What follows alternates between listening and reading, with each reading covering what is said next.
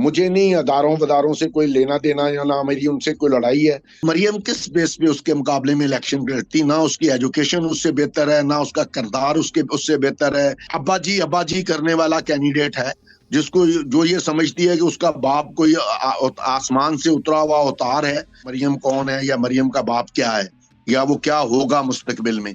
मेरे लिए वो एक बुगाड़ा मुजरिम है। वो इस मुल्क के सारे जो माफिया हैं उनका हेड है। और वो एक करप्ट खानदान है, जो जियाउल हक का गंद इस सियासत, पाकिस्तान की सियासत में डाल के गया हुआ है जियाउल हक। जब तक पाकिस्तान की सियासत से ये शरीफ फैमिली का गंद नहीं निकलेगा, पाकिस्तान की सियासत ठीक नहीं हो सकती। वेलकम सियासत.पीके से मैं हूं वकार बका और इस वक्त मेरे साथ मौजूद है पाकिस्तान तहरीक इंसाफ के मुतहरक रहनुमा सनम जावेद के वालिद मोहतरम जावेद इकबाल साहब। जावेद साहब, बहुत शुक्रिया आपके कीमती वक्त का। आपका शुक्रिया मुझे लाइन पे लेने के लिए। सबसे पहले तो आपको मुबारक हो, एक फैसला इस वक्त सुप्रीम कोर्ट से आपके हक में आया, सनम जावेद को इलेक्शन लड़ने की इजाजत दे दी गई है।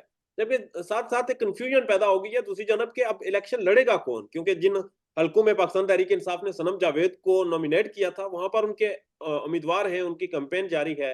तो अब क्या मामला होगा? तो ये सारा प्रोग्राम का हिस्सा है।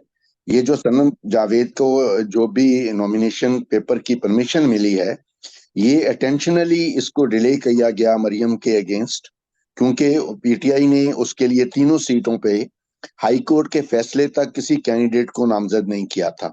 हाई कोर्ट में मेरे वकला, जो पाकिस्तान के टॉप के वकला हैं, शाहजेब मसूद साहब, मोईज और मियां अली इशफाक साहब, उन्होंने वही दलाइल दिए थे जो आज उन्होंने सुप्रीम कोर्ट में दिए थे। और मुझे आज दुख है कि मैं पाकिस्तान में रहता हूं, और उस पाकिस्तान में जो एक हाई कोर्ट है उसके जो जज साहिबान हैं, जिन तीन जज साहिबान ने जिन्होंने उसकी एप्लीकेशन को डिसमिस किया था, उन मोहतरम जज साहिबान ने ये भी जहमत नहीं गुवारा की कि वो जिस फैसले पे साइन कर रहे हैं 7 दिन रोकना नहीं पड़ा। उसकी मिसाल ऐसे है कि शौकत बसरा ने सनम के जो हमारे वकला के जो सनम के केस में आर्गुमेंट थे, उसी को एंडोर्स कर दिया था। जब फैसला आया तो शौकत बसरा का जो केस है वो हमसे बिल्कुल मुख्तलिफ था। उसके और सनम जावेद के फैसले की जो लैंग्वेज थी, सनम जावेद और शौकत बसरा के फैसले की लैंग्वेज एक थी। उसको भी हर कह के मुखातिब किया गया। उसका अपना अकाउंट अपनी बीवी के साथ था, उसके उसको उसके वालिद के साथ शो किया गया, वो आजाद था, उसने बाहर से नॉमिनेशन पेपर दाखिल किए थे। उस पे भी वही एलिगेशन लगाया गया कि जी आपने पेपर 21 तारीख को साइन किए थे और 22 को जमा कराया। तो जब ये मैंने दोनों फैसले पढ़े तो मुझे रोना आया कि मेरे मुल्क की हाई कोर्ट में जो जज साहिबान बैठे हुए हैं उनका आईक्यू लेवल या ज़हनी सतह किस लेवल की है कि उन्होंने 7 दिन रोकने के बाद अपने दिए हुए कमेंट्स के अगेंस्ट फैसला दिया, और फिर अगले 7-8 दिन उस फैसले को दबा के बैठे रहे।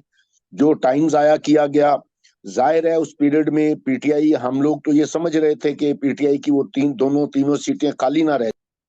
उन्होंने उस पे अपने कैंडिडेट दे दिए जिन्होंने मेहनत की है। आज फैसला सनम के हक में हो गया है, तो मैंने जो फैसला हुआ है वो उसकी कॉपीज जो हैं कंसर्न पीटीआई की जो लीडरशिप है उनको भेज दी हैं। अब उन्होंने फैसला करना है कि सनम क्या करेगी। ये सनम की ख्वाहिश थी कि वो उसकी पार्टी की ख्वाहिश थी कि वो मरियम के अगेंस्ट लड़े। तो मैंने मेरे एज ए वालिद मेरी जिम्मेदारी थी, मैंने अपनी बेटी से ये वादा किया था कि मैं आखिरी हद तक जाऊंगा कानून के दायरे में रहते हुए, और मैं आखिरी हद तक गया। और मुझे खुशी है कि ये केस जस्टिस मुनीब साहब के पास लगा, और इसमें जो दूसरे थे वो जज साहिबान थे, काजी नहीं थे। जवेद साहब, मुझे बताइएगा, आपने जिक्र किया आपको की आवाज आ रही है। मरियम नवाज के खिलाफ सनम जावेद इलेक्शन लड़ रही हैं। आपने पहले भी जिक्र किया कि मुस्लिम लीग नून की तरफ से सनम जावेद को टारगेट किया जाता है, उनके केसेस पर इन्फ्लुएंस किया जाता है। तो आप क्या समझते हैं कि मोजिस जजेस को मुस्लिम लीग नून इन्फ्लुएंस करती है सनम जावेद के मामले में?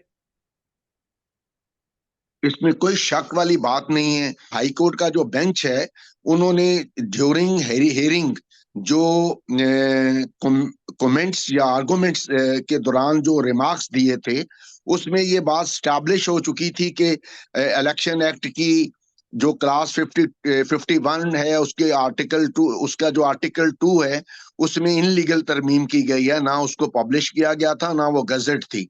और जज साहिबान ने इसके ऊपर खासी नाराजगी जाहिर की थी, और हम 100% कॉन्फिडेंट थे कि ये फैसला हमारे फेवर में होगा।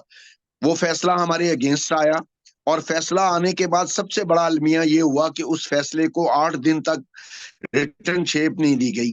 8 दिन के बाद जब रिटर्न शेप दी गई, तो return announce in court announce कर दिया गया, और उसके बाद 8 दिन तक उसको रिटर्न शेप में हमें कॉपी प्रोवाइड नहीं की गई, जिसकी वजह से 16-17 दिन जाया हुए। और जाहिर है इस पीरियड में पीटीआई अपनी 3 सीटें खाली नहीं छोड़ सकती थी। वहां पर उन लोगों ने अपने कैंडिडेट्स को टिकट दिए, वो अपनी कंपेन कर रहे हैं।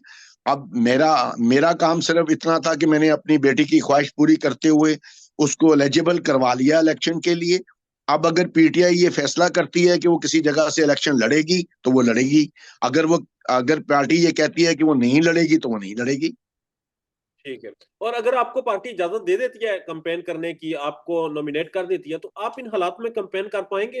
अगर मुझे कंपेन करना है, तो जाहिर है मेरे पे तो 9 मई नहीं डाल सकते ना। मेरा तो 9 मई के साथ, वाकई के साथ कोई ताल्लुक नहीं है। आप इंतजामिया ने एक ही वारदात की हुई है कि उसने एक जाली सानिया क्रिएट करके उसके ऊपर मुख्तलिफ जो एफआईआर काटी हुई हैं, और जो भी पीटीआई का एक्टिव मेंबर का उसमें करता है, उसको उठा के उसमें डालते जा रहे हैं।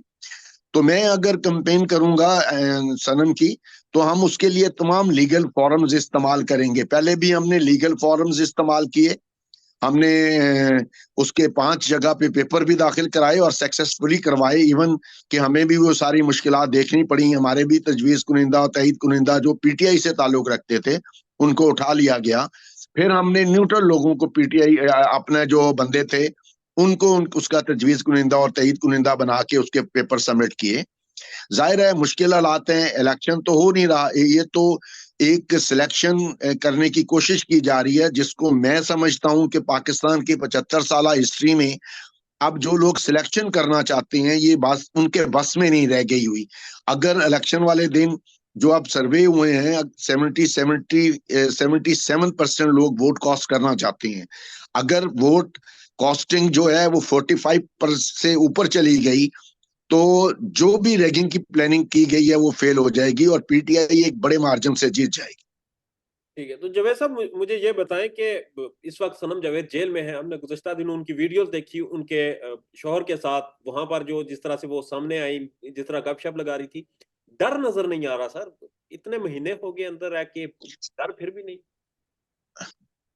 देखो, मेरे घर की सबसे बड़ी जो है डर ना आने की, कि हम सिर्फ अल्लाह पे तवक्कल करते हैं। मेरी जिंदगी का मैंने अपने बच्चों को और खुद भी ये हमेशा ये समझा है और सोचा है कि हमारी जिंदगी का एक लम्हा जो है, वो मेरे अल्लाह की इजाजत के बगैर नहीं हो सकता। अगर मैंने जिंदगी की जितनी सांसें लेनी है, जितना खाना खाना है, जो मुझे मुश्किलात आनी है, जो मुझे राहतें मिलनी है, मेरे अल्लाह की तरफ से होनी है। तो इसलिए हमें कोई खौफ नहीं है।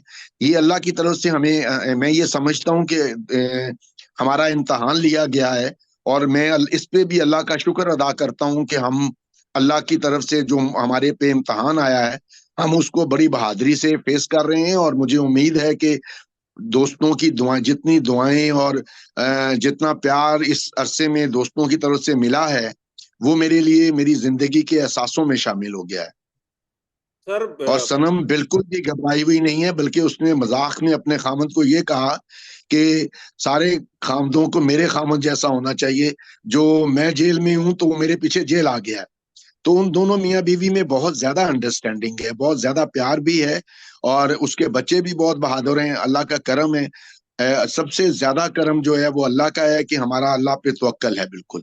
और हम ये समझते हैं कि जिन लोगों ने हमारे साथ ज्यादती की है, वो अल्लाह से जरूर हिसाब पाएंगे। सर, माजी में सनम जावेद के जो शोहर हैं, उन्हें काफी ऑफर्स की गई हैं, डील्स दी गई थी। अब भी कोई ऑफर दी जा रही है, कोई डील दी जा रही है, किसी तरीके से मैनिपुलेट करने की कोशिश की जा रही है, या आपके साथ कोई राब्ता किया जा रहा हो? नहीं नहीं, अब ऐसी कोई बात नहीं रह गई हुई। हमने हर आदमी को, जिसने भी इस बारे में कोई बात की है, मैंने उसको स्ट्रेट फॉरवर्ड कह दिया था कि जब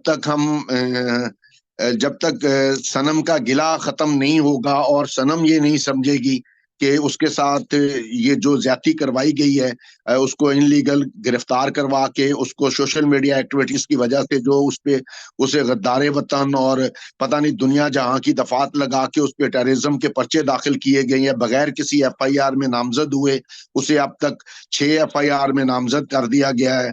उस पे मोबाइल चोरी जैसा गलीज इल्जाम भी लगा दिया गया है। तो ये वो समझती है कि इस सारी एक्टिविटीज में मरियम ने सोशल मीडिया की जो एक्टिविटीज है उसकी बुनियाद पर उसको विक्टिमाइज किया है। और मैं अपनी बेटी के साथ खड़ा हूं और मुझे इस पे कोई भार नहीं है कि मरियम कौन है या मरियम का बाप क्या है या वो क्या होगा मुस्तकबिल में। मेरे लिए वो एक बड़ा मुजरिम है।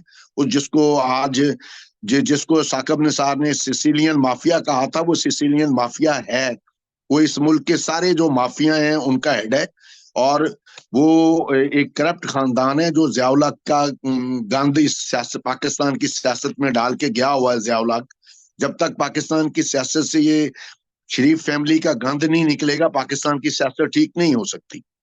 सर, सनम जावेद ने आज भी जिक्र किया और उन्होंने कहा कि उनके नाम का खौफ है, मरियम नवाज को डर है उनका। ये डर क्यों है, खौफ क्यों है? सनम जावेद ने क्या कर लेना है? ये अगर ये फेयर इलेक्शन हो जाता तो मैं ये दावे से कहता हूं कि सनम जावेद वर्सेस मरियम अगर होती तो मरियम किस बेस पे उसके मुकाबले में इलेक्शन लड़ती? ना उसकी एजुकेशन उससे बेहतर है, ना उसका किरदार उससे बेहतर है, ना उसकी सेंस स्पीच सेंस उससे बेहतर है। तो वो एक अब्बा जी करने वाला कैंडिडेट है, जिसको जो ये समझती है कि उसका बाप कोई आसमान से उतरा हुआ अवतार है। वो डेफिनेटली उसके लिए वो होगा। मगर सनम के मुकाबले में अगर वो डायरेक्ट इलेक्शन लड़ती और ये सारे जो उन्होंने टैक्टिक्स इस्तेमाल किए हैं, आरओ एक मौलवी को भेज के जिसको ये भी पता नहीं था कि वो किस बात की शिकायत दाखिल कर रहा है, 50 नून लीग के वकील उसके खिलाफ खड़े करके, हमें ये नहीं पता चल रहा कौन उसके खिलाफ वकील खड़े कर रहा था। तो अगर वो उसके साथ इलेक्शन लड़ती और वो इलेक्शन से भागकर, वो इलेक्शन वैसे ही हार गई हुई है, लेकिन अगर वो उसके मुकाबले में इलेक्शन लड़ती तो उसकी जमानत जब्त हो जाती। तो अब आपको लगता है कि जो सिनेरियो बन चुका है, जिस तरह से मामलात को मैनेज किया गया है और सनम जावेद का फैसला लेट आया है, सनम जावेद को इस इंतखाबात की दौड़ से निकाल दिया गया है? मैं नहीं समझता, ये तो अब उसकी पार्टी का फैसला है। क्योंकि आज से 3-4 दिन पहले सनम से अलीमा खान साहिबा का कोई सिक्योरिटी का पर्सन जो है वो आके मिला था। उनके दरमियान क्या बात आपस में हुई है आई डोंट नो। मेरी बेटी की ये ख्वाहिश थी कि वो एलिजिबल होना चाहती है इलेक्शन के लिए, वो मैंने उसे करवा दिया। अब अगर उसकी पार्टी ये डिसाइड करे कि वो जिसके जिसके मुकाबले में वो कहे उससे इलेक्शन लड़ना है, मुझे किसी किस्म की कोई प्रॉब्लम नहीं है उसको उस जगह से इलेक्शन लड़वाने में। आखिर में सर शॉर्टली कमेंट कर दें कि सनम जावेद के साथ रवैया कैसा रखा जा रहा है जहां भी वो जेर हिरासत रहती है? देखिए, मैं ये समझता हूँ कि यहाँ पे फैशन बन गया है कि जी अदारों ने हमारे साथ ये किया, अदारों ने हमारे साथ ये किया। अगर आप उनकी मेंबरशिप नहीं लेते और उनके साथ कोई शराइत तय नहीं करते हैं तो किसी को तंग नहीं करते। मैंने 9 महीने में देखा है, मुझे किसी पुलिस वाले ने तंग नहीं किया, मुझे किसी अदारे वाले ने तंग नहीं किया। अगर किसी ने कहा है तो मैंने उसे स्ट्रेट फॉरवर्ड कह दिया कि इस मामले में मैं अपनी बेटी को किसी तरह भी प्रेशराइज नहीं करूंगा, ये उसकी आजाद विल है, वो जो फैसला करेगी मुझे वो कबूल है। तो ये मुझे नहीं अदारों वदारों से कोई लेना देना या ना मेरी उनसे कोई लड़ाई है। हम इस मामले को प्योरली पॉलिटिकल मामला समझते हैं। अगर ये फैसला हो गया कि सनम ने इलेक्शन लड़ना है और मरियम के अगेंस्ट लड़ना है तो मेरे लिए वो तमाम सहूलतें मौजूद होंगी। वो उसके लिए जो भी मुझे लीगल फोरम इस्तेमाल करना पड़ेगा मैं करूंगा। पाकिस्तान में इस वक्त सबसे बड़ा मसला बोलने का है। पाकिस्तान में बोलने नहीं दिया जाता, जुबानें खींच ली जाती हैं, डर है, खौफ है, टेरर है। पाकिस्तान का मीडिया मुकम्मल तौर पर कंट्रोल्ड है, वेल मैनेज्ड है, एक मैसिव सेंसरशिप है। इसी तरह का दबाव पाकिस्तान में सियासतदोन भी फेस कर रहा है, जिसे पाकिस्तान भर में गुज़श्ता कई महीनों से मावरा आइन, मावरा कवानीन मुकम्मल तौर पर बंद कर दिया गया है, मुकम्मल तौर पर बैन कर दिया गया है। सियासतदोन की नशरियात को लिमिटेड करके पाकिस्तान में छोड़ दिया गया है। तमाम तर कानूनी मुआवजे के ऊपर आवाज उठाई गई, दस्तक दी गई, लेकिन हर तरफ से खामोशी है, सन्नाटा है, कहीं पर कोई सुनवाई नहीं है, कोई सुनने को तैयार नहीं है। लेकिन इसका हल क्या है? क्या खामोश हो जाए? क्या सवाल ना करें? क्या मालूमात आप तक ना पहुंचाएं? क्या इंफॉर्मेशन आप तक ना पहुंचाएं? मालूमात भी पहुंचेगी, इंफॉर्मेशन भी पहुंचेगी, सवालात भी उठेंगे, लेकिन अब आपने रोल प्ले करना है, आपने अपना किरदार अदा करना है। और छोटा सा एक प्रोसीजर है, प्रोसेस है, उसके बाद आप अपना किरदार अदा करें और हमारी मदद करें। पहले आपने यह करना है कि हमारे यूट्यूब चैनल को सब्सक्राइब करना है, उसके बाद ज्वाइन के बटन के ऊपर जाना है, क्लिक करके हमारा मेंबर बनना है। या फिर दूसरा ऑप्शन यह है कि आपने वीडियो की डिस्क्रिप्शन में जाना है, वहां पर पैट्रियन का लिंक मौजूद होगा, उस लिंक के ऊपर क्लिक करें और हमें सपोर्ट करें, हमारा हिस्सा बने, हमारी ताकत बने। ख्याल रखिएगा। अल्लाह हाफिज।